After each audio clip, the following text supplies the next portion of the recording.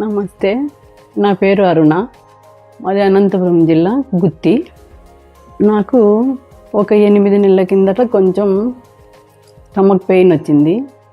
మామూలు పీరియడ్స్ అయినట్లు అవుతున్నాయిలే అనుకున్నాను. 5 డేస్ అయిపోయింది, 8 డేస్ అయింది, 10 డేస్ అయింది.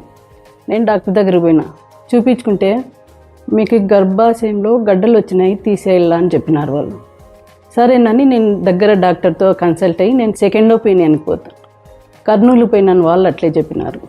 నా కొడుకు వద్దు, మనం హైదరాబాద్ పోదాము, హైదరాబాద్ పోతే రోబోటిక్ హాస్పిటల్ చేయించుకోవచ్చు, అట్లయితే నువ్వు తొందరగా కోలుకుంటావు, ఇట్లా సిజరీన్ లాగా చేస్తే నువ్వు తొందరగా కోలుకొని తిరగలేవు అని చెప్పి నా కొడుకు బాగా రీసెర్చ్ చేసి వసుంధర మేడంని ఆ డాక్టర్ మా పేరు సజెస్ట్ చేసినాడు. బాగా రీసెర్చ్ చేసి మేము వచ్చినాము, మేడంతో కన్సల్ట్ అయినాము.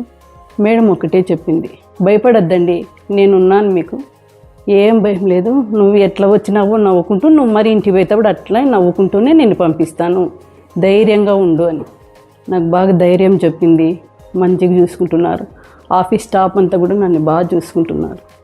మా ఇంట్లో అంతా భయపడిపోయినారు, కానీ మేడం బాగా ధైర్యం చెప్పి మాకు బాగా సపోర్ట్ చేసింది. నాకు కూడా ధైర్యం చెప్పి నువ్వు తిరుగుతావు, బాగా మందులు వేసుకుని మంచిగా ఉంటావు అని చెప్పినారు నాకు కూడా. Thanks to Vasundhara madam.